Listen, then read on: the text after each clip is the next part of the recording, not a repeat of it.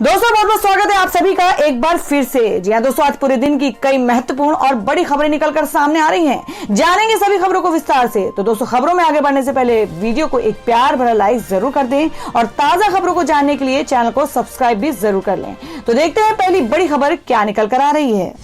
दोस्तों आज की पहली बड़ी खबर निकल कर आ रही है। आपको बता दें कि कृषि कानूनों के विरोध में किसानों का आज चक्का जाम।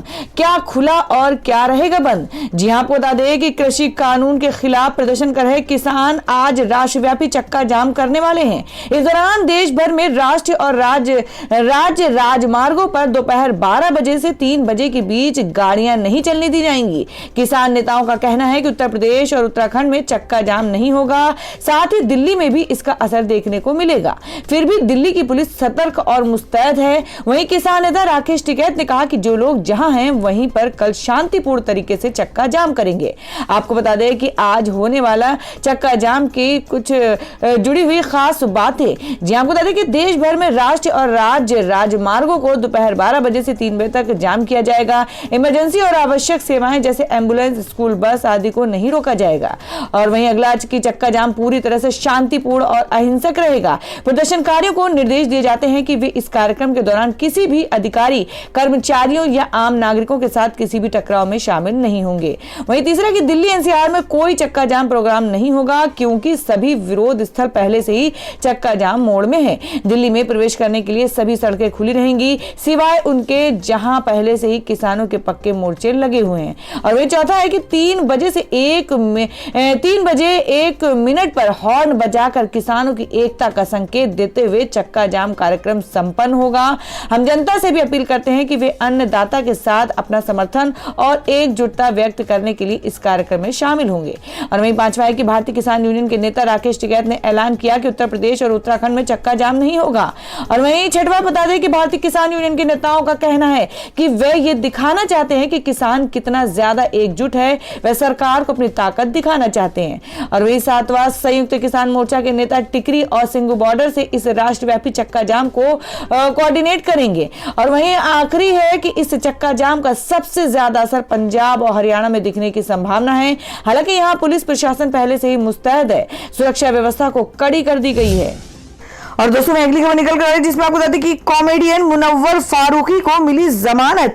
सुप्रीम कोर्ट ने राज्य सरकार से मांगा जवाब। जी आपको बता दें कि कॉमेडियन मुनव्वर फारूकी को सुप्रीम कोर्ट से बड़ी राहत मिली है। हाईकोर्ट की इंदौर खंडपीठ से उनकी जमानत याचिका खारिज होने के बाद सुप्रीम कोर्ट ने शुक्रवार को सुनवाई के दौरान मुनव्वर फारूकी की जमानत मंजूर कर ली है। इसके साथ ही सुप्रीम कोर्ट ने राज्य सरकार को नोटिस जारी कर इस मामले में जवाब मांगा है। बता दें कि मुनव्वर फारूकी पर आरोप है कि उन्होंने एक कॉमेडी शो में हिंदू देवी देवताओं और केंद्रीय गृह मंत्री अमित शाह समेत दूसरे नेताओं पर आपत्तिजनक टिप्पणी की थी।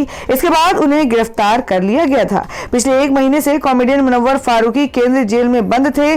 जमानत के लिए उन्होंने इंदौर जिला कोर्ट और हाई कोर्ट में आवेदन दिया था, लेकिन दोनों ही कोर्ट में उनकी जमानत याचिका खारिज कर दी गई थी। इस मामले में मुनव्वर फारूकी की ओर से अधिवक्ता विवेक तनखा और अंशुमन श्रीवास्तव केस लड़ रहे हैं। उन्होंने कहा कि मुनव्वर फारूकी द्वारा इस तरह की अभद्र टिप्पणी इंदौर में नहीं की गई थी, लेकिन कोर्ट नहीं माना। और दोस्तों मैं अगली खबर निकल कर आ रही है, जो कि किसान आंदोलन को लेकर है। जी आपको बता दें कि किसान नेताओं की गांधीगिरी, जहां सरकार ने लगाई कीले वहां उगाए फूल। जी हम बात कर रहे हैं कि किसान संगठनों ने आज यानी 6 फरवरी को देश भर में चक्का जाम का ऐलान किया है। किसानों की यह हुंकार कृषि कानूनों को वापस लेने और एमएसपी पर कानून बनाने के लिए है। इससे पहले किसान नेता राकेश टिकैत ने यह साफ कर दिया था कि चक्का जाम प्रदर्शन उत्तर प्रदेश और उत्तराखंड में नहीं होगा, जिसके बाद उन्होंने इसके पीछे की रणनीति पर बड़ा खुलासा किया है। वहीं उन्होंने गाजीपुर बॉर्डर पर जहां सरकार ने कीले लगाई थी, उसी जगह फूल वाले पौधे लगा दिए हैं। दरअसल किसान संगठनों ने पूरे देश में 6 फरवरी को चक्का जाम करने की घोषणा की है। हालांकि यूपी और उत्तराखंड में चक्का जाम ना करते हुए वहां के किसान प्रशासन को अपनी मांगों का ज्ञापन देंगे। टिकैत के मुताबिक दिल्ली में जरूरत पड़ने पर यूपी उत्तराखंड के किसानों को उन्होंने तैयार रहने के लिए अलर्ट किया है। उन्होंने कहा कि अन्य सभी जगहों पर प्लान के तहत शांतिपूर्ण तरीके से प्रदर्शन होगा। किलो वाली जगह किसान यूनियन ने फूल लगाए। सरकार ने किसानों को रोकने के लिए बॉर्डर इलाकों में कटीले तार और कीलों की बाड़ेबांदी की थी, जिसके जवाब में राकेश टिकैत ने कहा कि गाजीपुर बॉर्डर पर जहां कीले लगवाई थी वहां हमने फूल उगा दी हैं। टिकैत ने कीलो वाली जगह पर ही फूल वाले पौधे लगाने का काम शुरू कर दिया, जिसके लिए किसान नेताओं ने कल 2 डंपर मिट्टी भी मंगाई। वहां उन्होंने लोगों से अपील करते हुए कहा कि सभी अपने खेतों से मिट्टी साथ लेकर यहां आए और जाते वक्त मिट्टी वापस लेकर जाए और खेतों में मिला दें। और दोस्तों में अगली खबर में आपको बता दें कि रतन टाटा के लिए भारत रत्न की मांग, ट्विटर पर शुरू हुआ नया अभियान। जी हां, हम बात कर रहे हैं कि सोशल मीडिया लोगों की मांगों को सामने लाने का अच्छा जरिया बन गया है। अब लोग ट्विटर पर देश के जाने माने उद्योगपति रतन टाटा के लिए भारत रत्न की मांग कर रहे हैं, जिस वजह से शुक्रवार को यह मुद्दा ट्विटर पर ट्रेंड करने लगा। इसके अलावा सोशल मीडिया पर एक विशेष अभियान भी चलाया जा रहा है। हालांकि रतन टाटा ने अभी तक इस पर कोई प्रतिक्रिया नहीं दी है। रतन टाटा अपने सौम्य स्वभाव के लिए जाने जाते हैं और बिजनेस के अलावा वो समाज सेवा से भी काम लगातार करते रहते हैं। दरअसल सबसे पहले motivational speaker doctor Vivek Bindra ने एक ट्वीट किया, जिसमें रतन टाटा को भारत रत्न दिए जाने की मांग की गई। उन्होंने लिखा कि रतन टाटा का मानना है कि आज के उद्यमियों की पीढ़ी भारत को अगले स्तर पर ले जा सकती है। हम चाहते हैं कि देश के सबसे बड़े नागरिक सम्मान भारत रत्न से उन्हें सम्मानित किया जाए। आप सभी इस कैंपेन में हमारा साथ दीजिए। इस ट्वीट में उन्होंने रतन टाटा, प्रधानमंत्री नरेंद्र मोदी, प्रधानमंत्री कार्यालय और राष्ट्रपति को टैग किया है। इसके बाद बड़ी संख्या में लोग इस अभियान से जुड़े हुए हैं और उन्होंने विवेक बिंद्रा के ट्वीट को रीट्वीट किया। कुछ ही देर बाद रतन टाटा और Bharat Ratna for Ratan Tata hashtag top trend में आ गया। एक यूजर्स ने इस ट्वीट पर कमेंट करते हुए लिखा कि विनम्रता और सादगी से भरे रतन टाटा को देश के सर्वोच्च सम्मान यानी भारत रत्न से सम्मानित करने की हम मांग करते हैं। जबकि दूसरे यूजर्स ने लिखा कि रतन टाटा और टाटा ग्रुप के लिए सिर्फ एक ही शब्द है, वो है प्राउड। जी आप बता दें कि उम्र ज्यादा होने के बावजूद भी रतन टाटा सोशल मीडिया पर काफी सक्रिय हैं। ट्विटर की बात करें तो उन्होंने वहां पर 93 लाख से ज्यादा फॉलोअर्स हैं। वो अपनी जिंदगी से जुड़े कई अनुभव इस प्लेटफॉर्म पर साझा कर चुके हैं। ट्विटर के अलावा इंस्टाग्राम पर भी उन्हें 35 लाख फॉलोअर्स हैं। तो दोस्तों, आप लोगों को क्या लगता है कि वाकई में रतन टाटा को भारत रत्न से नवाजा जाना चाहिए? आप अपना सुझाव कमेंट बॉक्स में जरूर दें। बढ़ते हैं अगली खबर की ओर। और दोस्तों में अगली खबर में आपको बता दें जो कि दिल्ली से है कि आपको बता दें कि दिल्ली में सस्ते होंगे घर। केजरीवाल सरकार ने सर्कल दर में 20% की कटौती की। जी हम बात करें कि दिल्ली के मुख्यमंत्री ने शुक्रवार को बड़ा फैसला सुनाया है। सीएम अरविंद केजरीवाल की अध्यक्षता में कल मंत्रिपरिषद की बैठक आयोजित की गई, जिसमें दिल्ली में सर्किल रेट को 20% कम कर दिया गया है। ये रेट 30 सितंबर 2021 तक लागू रहेगा, यानी कि आने वाले 6 महीनों तक 20% रेट में कटौती कर दी गई है। मंत्रिमंडल के इस फैसले के अनुसार दिल्ली के अंतर्गत आने वाले आवासीय कमर्शियल औद्योगिक संपत्तियों की सर्किल रेट में 20% की कमी कर दी गई है। दिल्ली के उप मुख्यमंत्री मनीष सिसोदिया ने ट्वीट कर इसकी जानकारी दी है। यह नियम 30 सितंबर 2021 तक लागू होगा। वहीं दिल्ली मंत्रिमंडल ने सभी स्कूलों में कक्षा 9 के 1000 मेधावी छात्रों को 5000 रुपए की राशि विज्ञान छात्रवृत्ति के रूप में देने का निर्णय लिया है। मुख्यमंत्री अरविंद केजरीवाल ने विज्ञान प्रतिभा परीक्षा को मंजूरी प्रदान कर दी है। दिल्ली सरकार की इस योजना के माध्यम से बच्चों में वैज्ञानिक ज्ञान को बढ़ाने और उस दिशा में भविष्य बनाने को लेकर प्रेरित किया जाना शामिल है।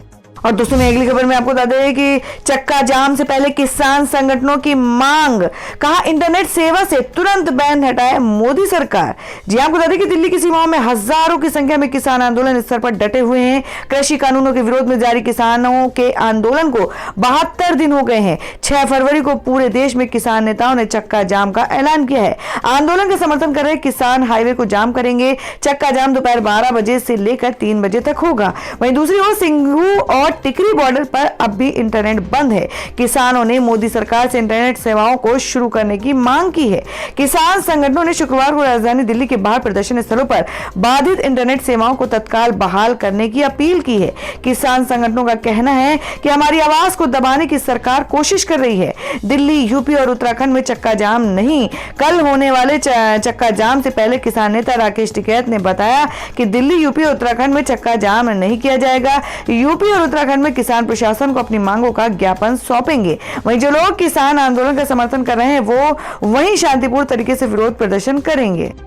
तो दोस्तों खबरों में आगे बढ़ने से पहले जान लेते हैं आज के माइंड के उसके सवाल को। आज का सवाल है, आपको बताना है कि आचार्य चाणक्य का वास्तविक नाम क्या था। इसका जवाब आपको वीडियो के नीचे कमेंट बॉक्स में देना है और सही जवाब देने वालों को रैंडमली सिलेक्ट किया जाएगा और वो जीत सकते हैं बम्पर पुरस्कार। तो बढ़ते हैं अगली खबर की ओर।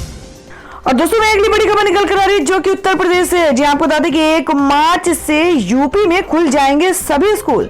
10 फरवरी से 6 से 8 तक की शुरू हो जाएंगी क्लास। जी हां, आपको बता दें कि उत्तर प्रदेश में कोरोना वायरस महामारी के कारण मार्च 2020 में बंद हुए स्कूल 10 फरवरी को फिर से खुलेंगे। ये निर्देश सभी स्कूलों, सरकारी और निजी और सभी बोर्ड सीबीएसई, आईएससी, आईसीएसई के लिए प्रभावी होंगे। उत्तर प्रदेश सरकार की एक आधिकारिक विज्ञप्ति के अनुसार कक्षा 6 से 8 के लिए स्कूल 10 फरवरी को फिर से खुलेंगे। 1 से 5 कक्षा के लिए स्कूल 1 मार्च को फिर से शुरू होगा। जी आपको बता दें कि कोरोना वायरस के प्रसार को रोकने के लिए राष्ट्रव्यापी तालाबंदी से पहले पिछले साल मार्च में स्कूलों को बंद कर दिया गया था। बेसिक शिक्षा विभाग के अंतर्गत शिक्षण कार्य प्रारंभ किए जाने के संबंध में बेसिक शिक्षा मंत्री डॉक्टर सतीश द्विवेदी ने बताया कि कोरोना वायरस को ध्यान में रखते हुए भारत सरकार द्वारा समय समय पर आने वाली गाइडलाइंस के अनुसार बेसिक शिक्षा विभाग के अंतर्गत प्राथमिक और माध्यमिक स्कूलों के अलावा उच्च शिक्षण संस्थानों में रेगुलर पढ़ाई शुरू करवाने का निर्णय लिया गया है। प्रदेश के उच्च प्राथमिक स्कूल कक्षा 6 से 8 तक के बच्चों के लिए शिक्षण कार्य 10 फरवरी 2021 से आरंभ होगा। वहीं प्राथमिक स्कूल जिनमें कक्षा 1 से लेकर 5 तक का शिक्षण 1 मार्च 2021 से शुरू होगा। बता दें कि सीएम योगी आदित्यनाथ ने कुछ दिनों पहले ही सभी स्कूलों को दोबारा खोलने का आदेश दिया था। इसके बाद बेसिक शिक्षा विभाग ने स्कूल खोलने की तैयारी शुरू कर दी थी। यूपी सरकार की गाइडलाइंस के आधार पर कक्षा 6 से 8 तक की पढ़ाई शुरू कराने को लेकर विचार करने को कहा है। इसके साथ ही प्रदेश सरकार ने अधिकारियों को प्रदेश में कोरोना की वास्तविक स्थिति का आकलन करने को कहा। और दोस्तों मैं अगली खबर आ रही जम्मू कश्मीर से। जी आपको बता दें कि जम्मू कश्मीर में 18 महीने बाद 4G इंटरनेट सेवा होगी बहाल। उमर फारूक बोले मुबारक, देर आए दुरुस्त आए। जी आपको बता दें कि जम्मू कश्मीर में हाई स्पीड इंटरनेट सेवा बहाल कर दी गई है। करीब 18 महीने बाद राज्य में 4G इंटरनेट सर्विस फिर से शुरू करने का ऐलान किया गया है।